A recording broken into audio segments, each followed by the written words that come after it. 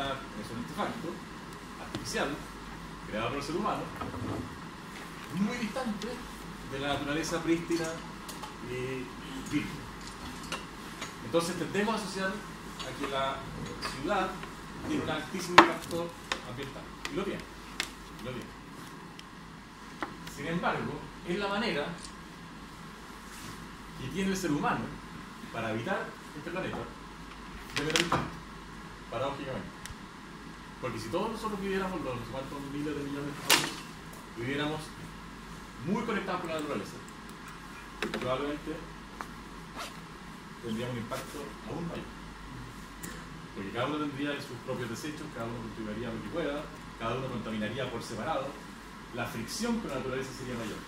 En cambio, la ciudad, al transformar a la humanidad en puntos focales, que de partida disminuye el contorno, el perímetro de fricción con la naturaleza, por un lado, pero también hace más eficiente el uso de los recursos, tiene finalmente un impacto menor ambiental que si no tuviéramos ciudades. Lo que no significa que las ciudades son ambientalmente sustentables, porque no lo son. Hoy día las ciudades, tal como vamos, no son ambientalmente sustentables, pero tampoco lo serían, y mucho menos, y probablemente el problema se produciría antes, si no tuviéramos ciudades. La ciudad es una gran herramienta para disminuir el impacto ambiental. Y por lo tanto, cuando en el ámbito urbano se innova en sustentabilidad ambiental, tiene un impacto enorme. Si en las ciudades manejamos mejor las aguas, donde se consume el 80% de las aguas potables del mundo, entonces va a tener un impacto sobre el consumo de agua en el mundo enorme. Si en las aguas, que es donde más polución ambiental hay del aire, por ejemplo, mejoramos la calidad del aire, como algunas ciudades lo están haciendo en el último tiempo fuertemente, y entre ellas Santiago, el impacto que tenemos es sobre muchísima población. Entonces, la innovación en la ciudad tiene un poder de repercusión enorme. Otra cosa es que las ciudades grandes tengan más impacto que las pequeñas, que ahí hay todo un mundo que podemos explorar, pero como principio general, es en las ciudades donde tenemos que intervenir para mejorar el desempeño ambiental de la humanidad en el planeta. Adaptación al cambio climático y agua. Y otro de los puntos que pone los C40 como áreas clave de innovación. Porque esto es una noticia que viene, o sea, que ya está anunciado, ¿cierto? Ya estamos viendo los efectos del cambio climático y del manejo del agua. Y por lo tanto, al mismo tiempo que debemos instalar políticas que combatan el cambio climático, también debemos hacer políticas de adaptación al cambio climático. Porque probablemente no estamos en condiciones de alcanzar a detener el cambio climático que ya desencadenamos, pero sí tenemos condiciones de adaptarnos a los fenómenos asociados al cambio climático. Entonces ahí está todo el manejo de riesgos, toda la planificación del riesgo y el uso de los climas particulares, de los territorios sensibles, de los bordes costeros y de cuerpos de agua, y ahí también se producen innovaciones importantes. Estadísticas, indicadores y planificación. Esto que parece muy distante de la ciudad como un artefacto, es tremendamente importante cuando hablamos de ciudad. Y la cantidad de información que se maneja sobre las ciudades es enorme. Pero hace pocos años era mucho menos. Y en pocos años más va a ser muchísimo más, exponencialmente más. Y eso nos permite medir hoy día con muchísima fineza qué está pasando con nuestras ciudades. Si yo les digo, comparemos Copenhague con Santiago, ¿dónde hay mejor expectativa de vida? ¿En dónde? En Copenhague, ¿cierto? No sé cuáles son los números, pero probablemente haya varios años de mayor expectativa de vida de los daneses que de los santiaguinos. Sin embargo, el año pasado un informe de la OCDE midió que al interior de Copenhague hay más de 5 años de diferencia en expectativa de vida dependiendo de dónde nace una persona. No porque ese lugar tenga unas condiciones ambientales que le mete mercurio en la cabeza y lo hace morirse antes, sino que por las condiciones sociales que le ofrece ese lugar hacen que esa persona, comparada con la otra, termine teniendo 5 años menos de vida en promedio. Esa información es nueva. Entonces ahora estamos mirando qué pasa al interior de las ciudades nuestras. ¿Cuál es la diferencia de expectativa de vida entre un santiaguino que nace en un barrio o en otro? ¿Será 5 años? ¿Será más? ¿Será menos? ¿Estaremos todos peor?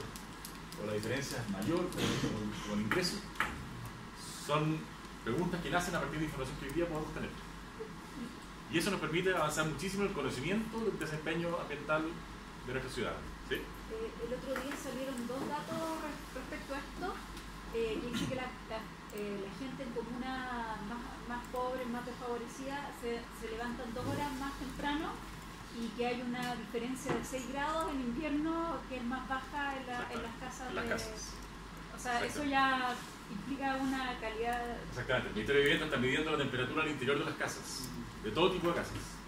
Entonces hoy día sabemos que las viviendas sociales construidas en los 80 y los 90 tienen efectivamente 6 grados de temperatura menos al interior en la mañana que las viviendas de los estratos sociales. 6 grados de diferencia. Antes sabíamos que se pasaba más frío siendo pobre, pero ahora está medido. Entonces ahora sabemos cuánto es el incremento que tenemos que tener en aislación térmica para equilibrar al menos la temperatura que sienten las personas. Al menos.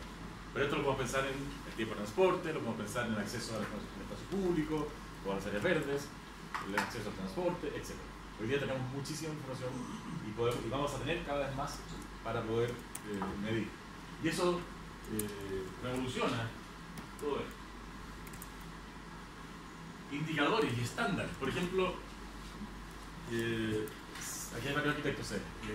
Seguramente si yo les digo cuánto es el estándar de áreas verdes, de metros cuadrados por habitante, que manejar. ¿Alguien conoce algún estándar de metros cuadrados por habitante? Hay un mito por ahí que dice que la Organización Mundial de la Salud tiene un estándar de 8 metros cuadrados, de repente dicen 9, de áreas verdes por habitante. Es un dato que no existe en la realidad, pero en Chile se produjo en algún seminario hace unos 25 años un fenómeno raro que se asume en Chile que ese es un número, pero como una realidad. Tenemos que alcanzar los 8 metros cuadrados o 9 metros cuadrados por habitante de áreas verdes. Yo les pregunto si llegamos a ese dato, para llegar a ese dato en Copiapó o en Chañaral, ¿qué les parece? Imposible. Sería un desastre ambiental, ¿no? Porque el consumo de agua de eso y la producción de especies raras sería un desastre ambiental. Y si yo les digo, en Puyuhuapi tenemos que alcanzar 8 metros cuadrados de área verde por habitante. ¿Vale? ¿Quién forestal? Ahí se completa. Entonces, esos estándares tan brutos y tan simples y pobres que manejamos muchas veces no tienen nada que ver con la capacidad que tenemos hoy día de generar información distinta. Entonces estamos trabajando hoy día, yo pensé que trabajo en el Ministerio de Vivienda, estamos trabajando hoy día en generar algunos estándares mínimos con la OCDE para tener unos 7 estándares que podamos poner como metas de políticas públicas. Áreas verdes, distancia de transporte, superficie de espacios públicos, no de áreas verdes, sino de espacios públicos, cercanía de equipamientos. ¿Qué tipo de equipamientos tiene que tener un chileno para que viva en un barrio satisfactorio? Etcétera. Son preguntas que hasta hace poco era muy difícil hacérselas y casi imposible responderlas. Hoy día es bastante más fácil hacerlas y más fácil responderlas. Y por último, desarrollo económico y financiero, que parece como separado del resto, porque todos son temas más bien tangibles, todo lo que pasa con las ciudades, y el desarrollo económico y financiero más bien intangible, porque es lo que le pasa a las personas. Pero están íntimamente ligados. Si nos basamos en una economía extractiva, contaminante, etc., vamos a tener un tipo de derrotero a seguir como ciudad muy distinta a si nos orientamos a los servicios de alta tecnología, orientados a los servicios verdes, etc. Entonces también el desarrollo económico, la manera que se vaya reorientando a hacer cada vez más rentables las propuestas sustentables, va a generar una ciudad, una base económica más sustentable también. Más allá de la planificación, más allá de los modos de transporte, más allá de los estándares de área verde o de conexión con la naturaleza, si la economía no es verde, no va a cambiar finalmente porque es insustentable económicamente transformarnos en verde solamente por pintarnos de verde, si no hay un cambio económico profundo. Bueno, entonces las ciudades, como les decía, han sido siempre centros de innovación tecnológica y han adaptado su desarrollo a esas tecnologías. Y la mayoría de los cambios tecnológicos se han dado en el ámbito urbano y las ciudades en sí mismas han cambiado profundamente, como les comentaba hace un rato. Y aquí les traje algunas ideas de a qué me refiero con eso. Esta imagen es de la Louis Radiers, de Le Corbusier. Le Corbusier, un arquitecto del siglo XX, del primer siglo XX principalmente, que se trató de urbanista también y pensó mucho en las ciudades. Y esta es una imagen que creó para construir en París, reemplazar el París que conocemos por esto.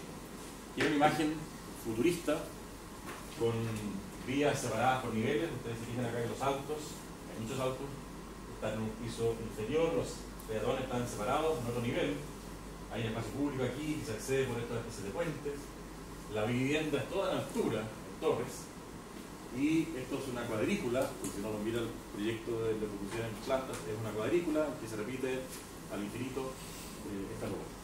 Y claro, desde periodo posguerra, pensar esto, o entre guerras incluso, pensar esto como la modernidad era posible en ese momento. Y era muy distinto a la ciudad de la cual estaba huyendo Le Corbusier, huyendo en el sentido teórico, se estaba distanciando de la ciudad que tenían en Europa en ese momento, que era una ciudad con muchos problemas ambientales, con muchos problemas de movilidad, una ciudad que estaba crujiendo por todos lados. Entonces la solución aparecía la modernidad pura, y esto entonces era una propuesta innovadora, por supuesto, no digo que buena, pero innovadora para eso. Hoy día, claro, esto nos parece una aberración. Nadie podría estar de acuerdo con hacer eso como modelo urbano hoy día. Pero pensemos en las ciudades de entreguerras, ciudades que tenían aguas contaminadas, ciudades que tenían turburización, ciudades que tenían infraestructuras muy débiles, muy débiles, mucho menos de lo que hoy día tenemos en Chile, pero mucho menos, con problemas sociales enormes. Entonces plantear esta imagen era proponer un mundo moderno, de futuro, con tecnología, con los automóviles, que era la tecnología del futuro, etc. El movimiento moderno, la arquitectura se basa en esa reacción. Dicen, el movimiento moderno es un movimiento que nace entre guerras, en Europa, y después se traslada a Estados Unidos, de donde viene casi toda nuestra cultura arquitectónica y urbanista de hoy, y que dice, frente al problema que tenemos en la ciudad postindustrial, que era la contaminación, el problema social, piensen la cantidad de gente sin vivienda, los problemas de agua potable, de transporte, etc. Dicen, lo que hay que hacer es racionalizar, estamos en la era de la razón, y de la industria y la tecnología, y lo que hay que hacer es usar todo eso para modernizar nuestras ciudades. Y nacen propuestas como esta. Entonces hay que ordenar. Y en un barrio tiene que haber vivienda muy lejos de las industrias. Y las oficinas tienen que estar en otro distrito, y en otro lugar tiene que haber grandes áreas verdes para que toda la gente pueda ir a esas áreas verdes. Y como ahora tenemos autos, podemos conectar todo esto por autopistas. Y esa es un poco en caricatura el pensamiento urbano del movimiento moderno en la primera mitad del siglo XX, que hasta el día de hoy sigue. Piensen en Brasilia. Brasilia es una capital, la capital de Brasil, no es planificada, que se empieza a construir en el año 62 o 58, no, 58.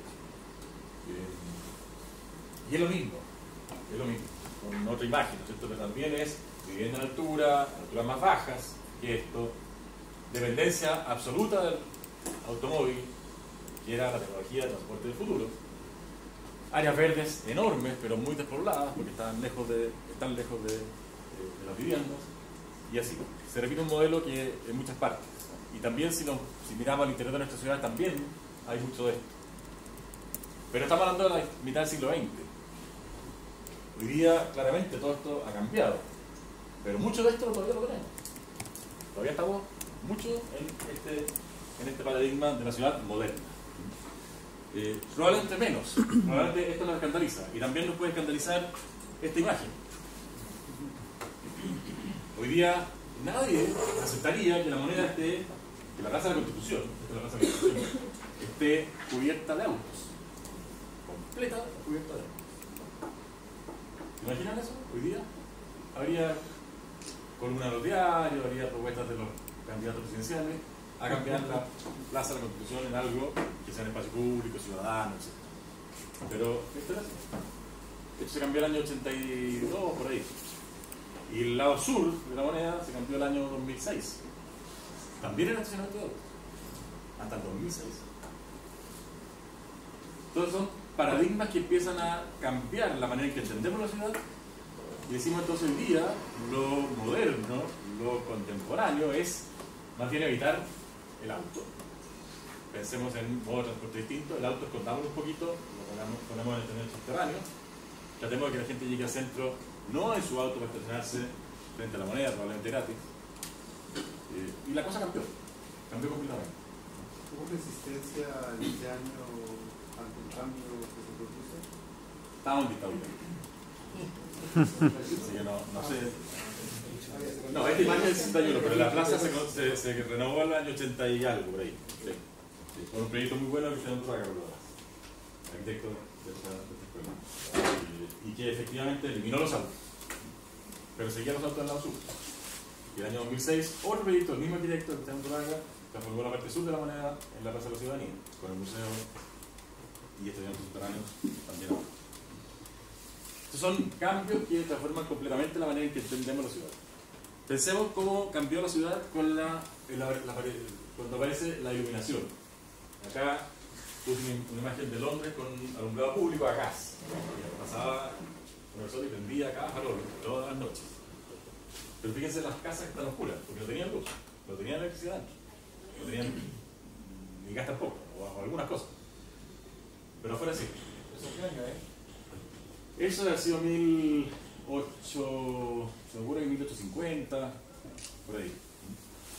Y luego aparece el alumbrado eléctrico, que permite iluminar más superficie, de más arriba, porque tenía que llegar Pablo con la mecha ahí para prenderlo, pero esto ya podía ser muchísimo más moderno, ¿no es cierto? Y ya pueden entrar a las viviendas también. Imagínense cómo cambia, ahora que tuvimos mucho sin luz, cómo cambia la imagen de la ciudad y la manera en que vivimos la ciudad si uno sale en la noche y no hay luz, no hay nada de luz. Hoy día por lo menos tenemos las luces de los autos, pero caminan 15 cuadras por una ciudad a oscuras completamente.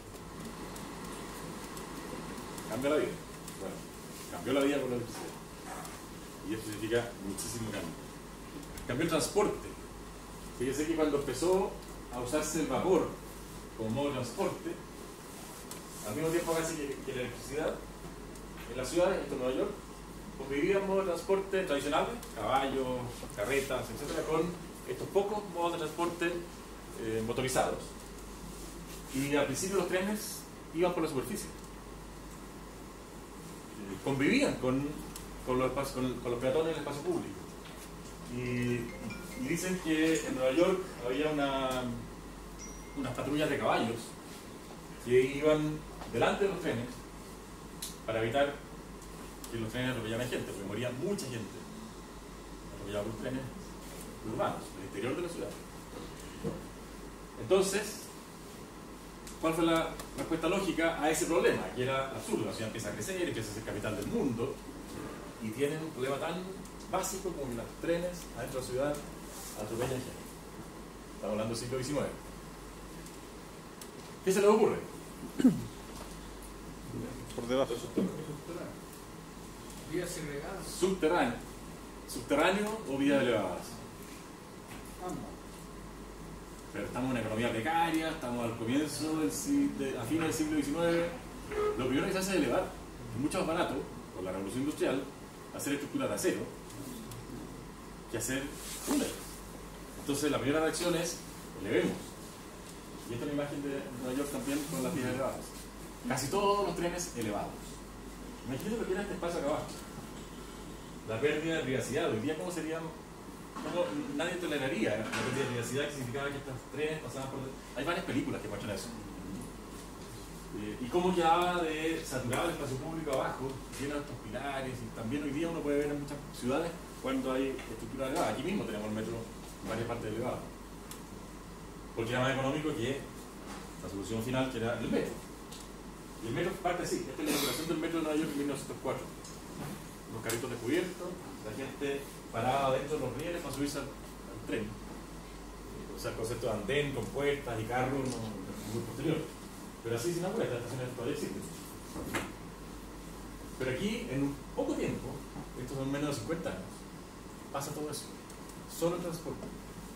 Porque la ciudad está con algunos factores que les decía al principio: crecimiento demográfico, económico, crisis, todo eso junto probablemente va produciendo estas eclosiones, como dice Kaiser, de innovación, en este caso en el transporte. Y acá también. Este es un tren que pasaba por Coquimbo, por dentro de la calle. No un tranvía, un tren. Y acá aparecen los ascensores en Valparaíso. Ustedes saben que son muy pocas las ciudades en el mundo que tienen ascensores. Y ninguna tiene la cantidad que tuvo Valparaíso. Aquí hay 16, pero había más, había 20 y tantos. Pero eso es lo que hicimos hoy día.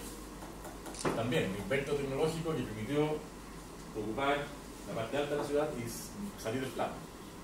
El plano, que era angosto, estaba completamente ocupado ya, y para subir a los cerros, el ascensor pasó a ocupar una segunda cota que permitió establecer una ampliación de la ciudad, la generación de suelo, los cambios de disponibilidad de suelo, de los precios del suelo incluso, que permite, cuando de pronto por un ascensor se conquista un cerro entero para poder ser habitado.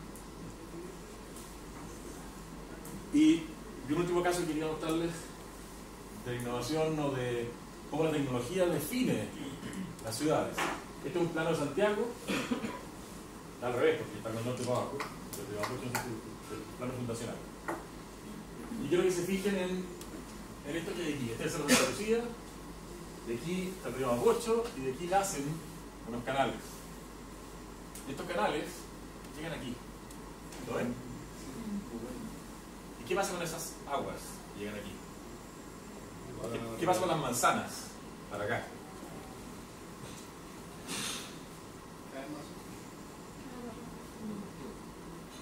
El agua entraba de estas acequias y corría por el fondo de los sitios. Entonces, cuando Pedro Valdivia se instaló aquí y el Alarife Gamboa trazó la ciudad, en cada manzana la dividió en cuatro, ¿no es cierto? En cuatro solares. De manera que cada solar pudiera tener contacto con el agua. El agua potable se iba a buscar a la plaza. Pero este servía de agua de riego y de alcantarillado a la vez. Los baños de las casas estaban en el fondo del sitio. Y esto, que parece que no tiene nada que ver con lo que estábamos hablando antes, ¿qué condiciona? Condiciona la gestión inmobiliaria. Condiciona la gestión inmobiliaria porque si yo necesito vender un lote o subdividir un lote, yo soy propietario de este solar que tiene ahí un cuarto de manzana y quiero dividirlo, ¿lo puedo dividir así? No, porque yo con un lote sin acceso al agua, lo tengo que dividir así. Entonces, obligatoriamente, mientras Santiago no tuvo otra solución de agua potable de alcantarillado, la subdivisión predial es no resuelta. Y eso lo vemos hasta el día de hoy. Lo cité.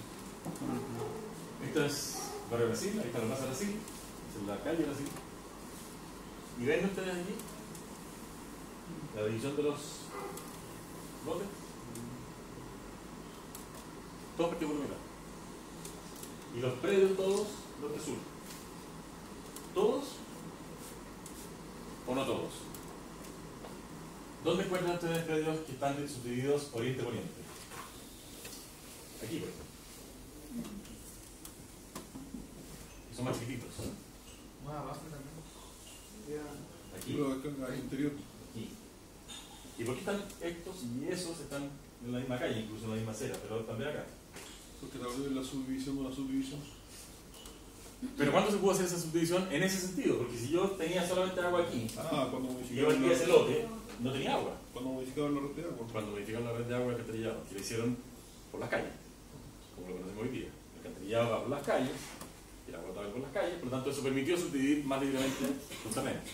Entonces ya puedo subdividir así, y ustedes se fijan, en esta zona que todavía se puede identificar la edad de las construcciones, se dan cuenta que estas construcciones son bastante más modernas que estas construcciones. Estas son más nuevas, se suscribieron después del año 1912, que se empieza a construir el alcantarillado de Santiago.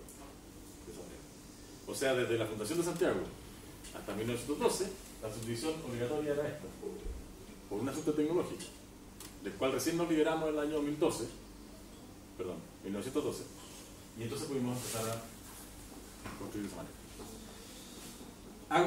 Comento estos temas que son quizás un poco distantes de lo que uno podría pensar en innovación de la ciudad en la que estamos pensando hoy día, para la sustentabilidad, pero son exactamente innovación y sustentabilidad, porque a partir de ese momento tuvimos agua potable y alcantarillado en cada casa, se pudo conectar cada casa al alcantarillado. Imagínense el cambio de impacto ambiental que significó eso, el cambio en calidad de vida y en la salud de las personas.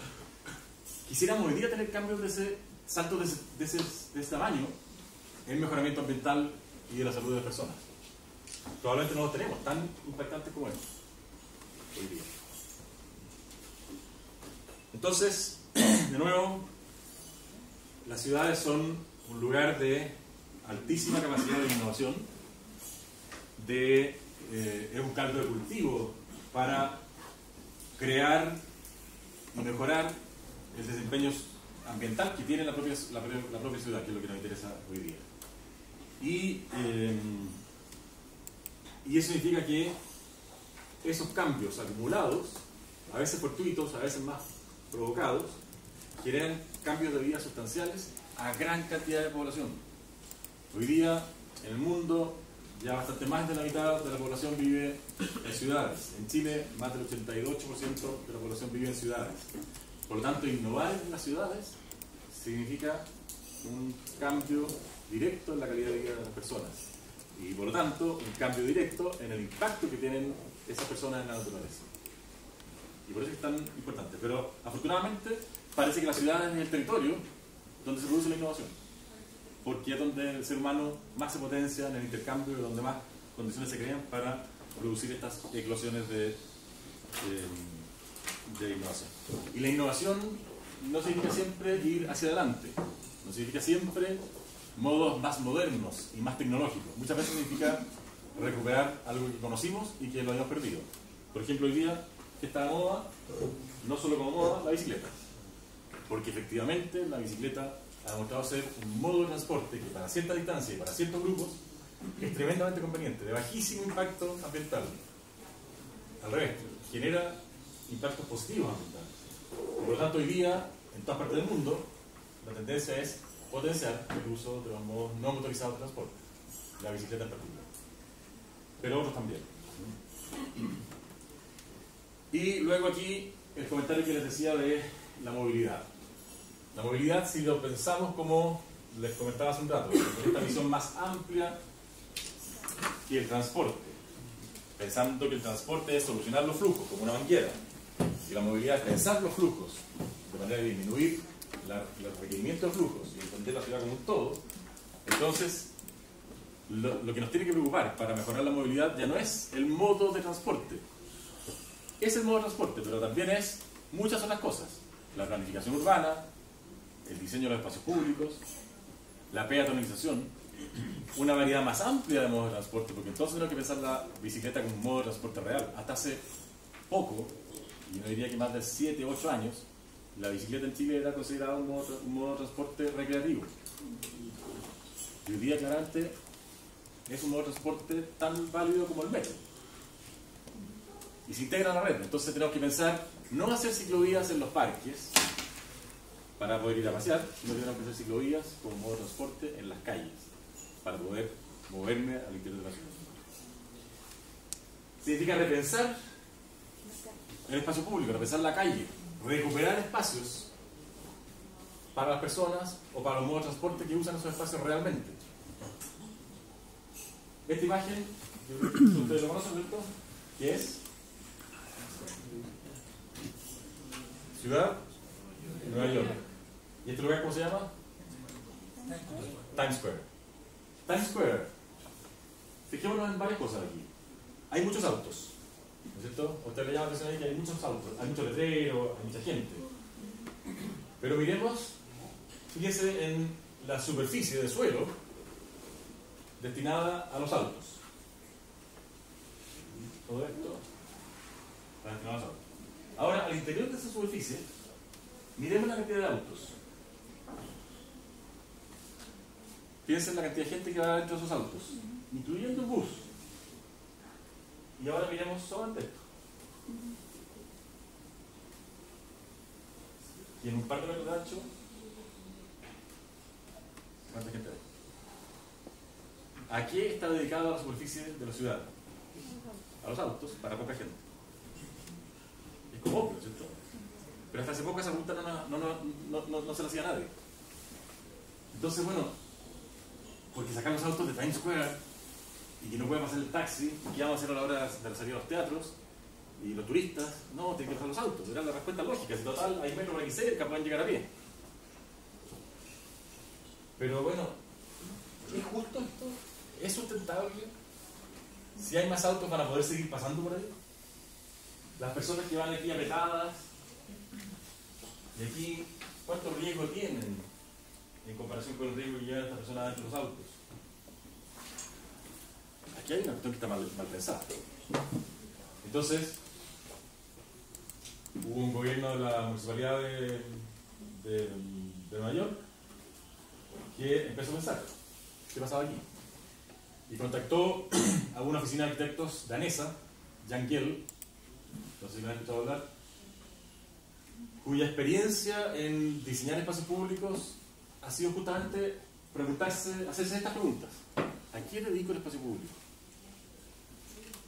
Los arquitectos aquí me van a entender, cuando uno le encargan el diseño del espacio público, uno va, mira, ve las actividades que hay en el lugar, ve los edificios, ve las especies arbóreas que hay más importantes, levanta todo esto, lo dibuja y dice: aquí entonces lo que hay que hacer es cambiar, no sé, la superficie para que la gente que juega ajedrez tenga un mejor lugar, el juego infantil trasladarlo a un lugar para que quede mejor, más protegido, no sé, y hacer un diseño del entorno que recupere algunas fachadas. Y nos preocupamos de lo duro, de los edificios, de los juegos, de la superficie donde juegan ajedrez las personas. Pero muy pocas veces nos hacemos la pregunta: bueno, ¿quiénes son los que no están en esta plaza? ¿Por qué no hay tercera edad? ¿Por qué no hay gente que venga aquí a almorzar un sándwich y se pone aquí a almorzar con el lugar?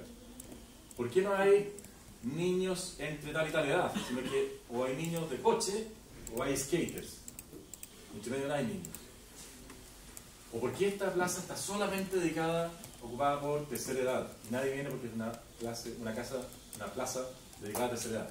Preguntas que tienen más bien a la persona en el centro. Y esas preguntas son las que se hizo aquí Jan Gehl. Entonces la propuesta de Jan Gehl fue: probemos. Y propuso sacar los autos completamente. Y esto es lo que hay hoy día en Times Square. Incluso esto es una situación intermedia, porque la metodología de Jan Gehl es una metodología incremental que va modificando. Si ustedes se fijan, aquí el suelo está pintado, entonces va modificando, pone algunas cosas muy móviles, muy efímeras, de manera que podamos cambiarlas y ver qué pasa, ir probando, hasta que se asienta un diseño definitivo. Cuando se logra que más usuarios usen el espacio público, que la gente ande más cómoda. Miren cómo tienen hoy día el espacio todos los peatones y los autos desaparecieron y no pasó nada. No pasó nada. Por supuesto, los taxistas reclamaron, los buses también, la gente.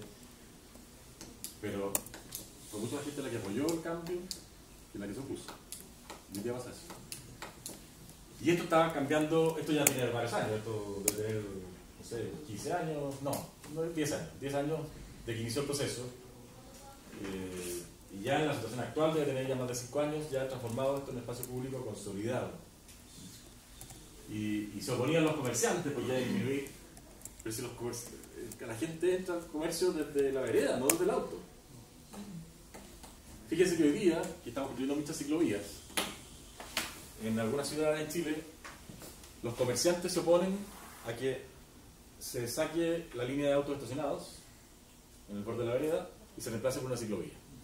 El argumento de los comerciantes es que esos autos vienen a comprar, entonces ahora no van a poder venir a comprar. Entonces, innovación. Las ciclovías que está construyendo el MINDI hoy día tienen contadores. Cuentan todas las bicicletas que pasan. Hay un sitio web, ustedes se pueden meter y ver cómo funciona la ciclovía de la Catedral en Temuco. Y van a ver los horarios y todo lo que tienen. Entonces los comerciantes y al alcalde, que en este caso venía a defender a los comerciantes para oponerse a la ciclovía, decía, bueno, porque mis comerciantes van a perder clientes, porque fíjate, cada cuadra tengo todos estos autos. Entonces dijimos, bueno, pero en cada cuadra contemos, teníamos una foto aérea, hay 15 autos. 15 autos que no sabemos si vienen a cortarse el pelo, a comprar, o a una oficina, o dejar un auto botado para tomarse un bus a no sé dónde.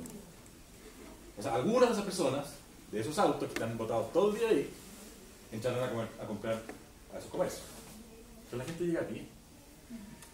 Si eso lo reemplazamos por, y le mostramos la ciclovía equivalente en la calle 4 cuadras más allá, que tenía en hora punta 600 bicicletas en una hora. Como un 5%, digo yo, de las personas que pasan en bicicleta no se va a bajar a comprar algo. Y eso era como 10 veces la cantidad de autos estacionados. El alcalde se quedó sin argumento. En realidad, la gente se respondió a él la respuesta obvia. En realidad, la gente llega caminando a comprar. Y si vienen autos, van a ser muy pocos y lo podrán dejar la cuadra al lado, un poquito más allá. Y además es muy sano que lo caminen ese tramo.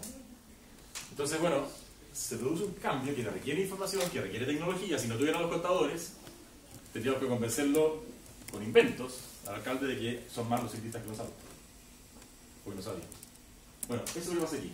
Esto es una combinación de medición, de innovación en la manera, en la metodología con que se aborda el problema y de sentido común, muy básico. Por eso que ponía esa frase yo de volver muchas veces a lo más tradicional. Aquí no hay mucha tecnología. Aquí no estamos poniendo una vereda que se transforma en no sé qué y que los autos pasan por abajo y que nada. Sí, directo. ¿Sí? Hablando de innovación, ¿se puede comparar con lo que se hizo en Santiago hace varias décadas con el paseo Mar y el paseo Huérfano? Que en el fondo fueron mucho más innovadores, digamos que se hizo hace mucho más tiempo, y no se hizo tanto plan, sino que se hizo y resultó, y ahora son las calles más comerciales que se echan. Sí, es muy en esa línea, pero con algunas diferencias. En ese momento no se hacía en contra del auto, se hacía porque el espacio peatonal era mejor para los comerciantes, era mejor para la ciudad, y lo es. Pero no tenía esta pregunta de sentido común: ¿a quién dedicamos el espacio público? Y tuvo un efecto fantástico, sin duda. Pero el origen del cambio es distinto. Es distinto eso. Y además estaba muy influenciado en ese momento por una moda internacional de peatonalizar las calles, de hacer paseos peatonales. Los santiaguinos iban a Buenos Aires, y Buenos Aires tenía el paseo Florida, peatonal. Y Chile no tenía ni uno. Entonces había que tener un paseo peatonal lo antes posible porque todavía éramos más pobres que Argentina. Entonces, apenas se pudo, paseo peatonal. Pero tenía un componente más bien quizás de un poquito de arribismo, de mirar las tendencias internacionales, pero no, hay un pensamiento muy profundo en esta línea. Hoy día sí. Lo que se está haciendo en la Hoy día sí. fondo de compañía.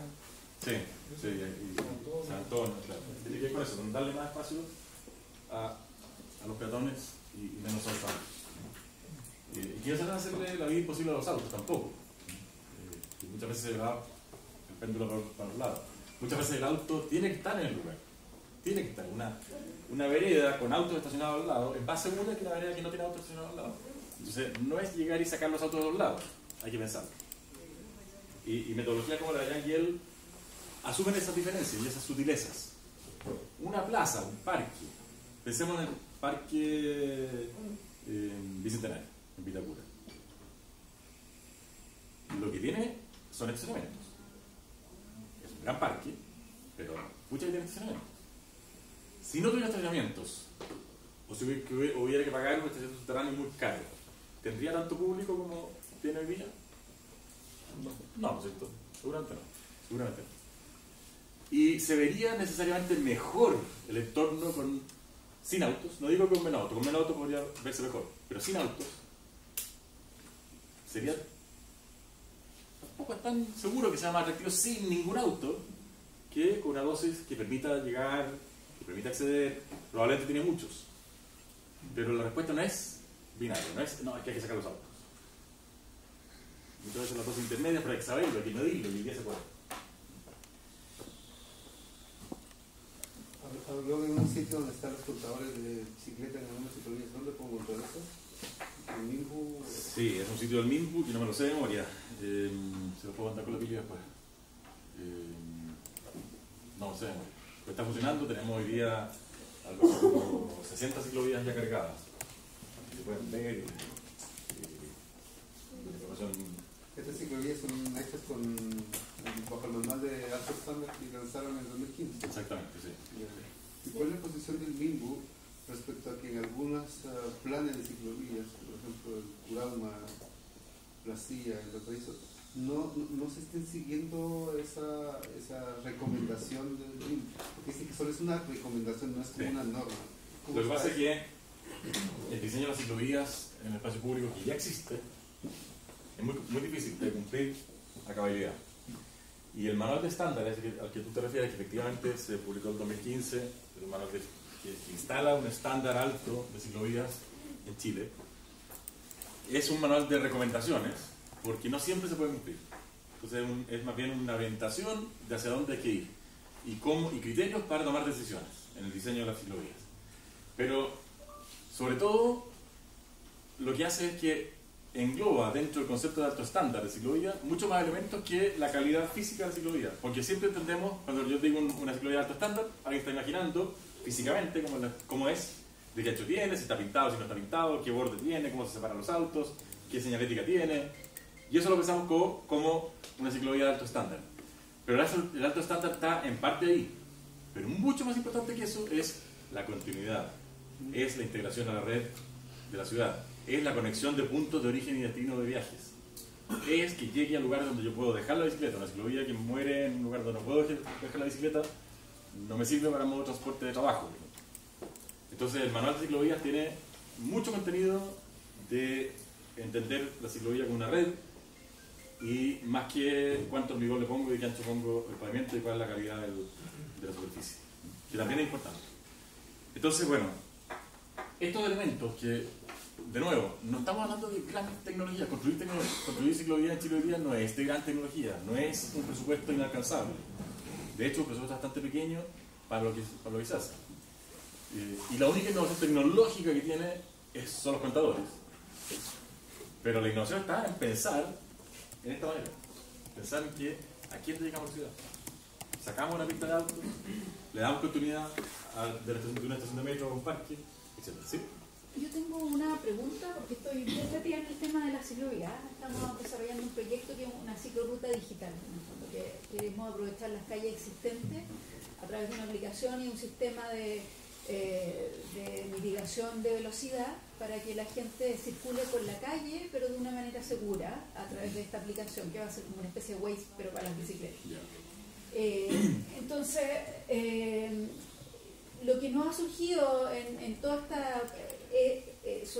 específicamente sobre el tema de la ciclovía, si tenemos más gente en la ciclovía, se va a producir un problema. Una congestión. Una congestión, exactamente. Entonces, como que lo que estamos pensando en este momento es como tal vez las ciclovías como que ya cumplieron como su ciclo. En el fondo es como repensar la calle, tal vez definiendo en todas las calles o en ciertas calles especiales que sean parte de esto, distintas velocidades, para que la gente pueda circular de esa manera, o sea, pueda circular por la calle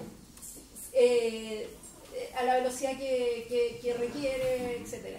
Entonces, es como un poco eso la cuestión, en el fondo, si las ciclovías realmente son la solución. De acuerdo, no es la solución para todo, claro que no. Porque no siempre hay espacio. Y porque, sobre todo, en la línea de lo que tú estás presentando, la bicicleta es un vehículo. Y la persona que va a la bicicleta tiene tanto derecho a usar espacio público pagado por todos los chilenos que una persona que va en el auto. El del auto paga permiso de circulación, hay que reconocerlo. Pero no paga ese permiso de circulación ni la décima parte del costo del espacio que usa del pavimento. Entonces también es una cuestión de derechos. De ahí me salgo del ámbito de la innovación, pero también tiene que ver con derechos de los ciudadanos respecto del territorio. Y claro, no podemos pensar en que la solución sea que tenemos calles para autos y además vamos a tener más hormigón y más pavimento para bicicletas. Eso es lo que estamos haciendo ahora. Estamos haciendo más pavimento y más... Pero también le estamos quitando el pavimento a los autos en muchas partes, como el caso de los comerciantes. Entonces hay una dosis de equilibrar una con la otra, pero también de diversificar los modos. De hecho, hoy día, calles que tienen menos de 30 km por hora permiten legalmente a la bicicleta funcionar, coexistir con el auto sin diferenciar la faja. En velocidad más alta, donde se requiere separar cada vez más la bicicleta del auto por el conflicto, por el riesgo. Pero claramente en baja velocidad, como tú dices, pueden convivir perfectamente. ¿Sí? Lo que pasa es que estoy un poco confundido porque yo entiendo de que queremos rescatar los espacios para las personas, para que las personas se apropien de los espacios. Cuando hablamos de auto y hablamos de bicicleta, que en el fondo también es un medio que sirve para transportarse, nos estamos olvidando de las personas y le estamos quitando, digamos, espacio a las personas. Es que por eso que las ciclovías van en la calle y no en las veredas. Hasta hace poco pensábamos que las ciclovías era parte de la vereda. Es que por eso... Y ahí está el conflicto entre el peatón... un concepto que mata todo eso, digamos. No, de acuerdo, si pasáramos una ciclovía por aquí sería un desastre. Claro. No, de acuerdo, pero es que por eso que el pensamiento está cambiando. Y hoy día nadie piensa que la vereda es el lugar para la ciclovía. Sí, por eso le digo, o sea, a lo mejor lo que estamos conversando ahora ya es un proceso más antiguo, sino que hay que pensar en algo un poco más avanzado que darle más espacio a la bicicleta. No, de acuerdo. Es que ambas cosas. Hoy día se está yendo en esta línea de darle más espacio a los peatones, más que a los autos, y también a las bicicletas, pero en lugares distintos, de manera que la bicicleta no le quite espacio a los peatones. Ojo que la cantidad de accidentes que hay, no hay cifras exactas, ¿no? Pero la cantidad de accidentes que hay entre ciclistas y peatones es altísima, altísima. La base tiene normalmente menos incendiados, quemados.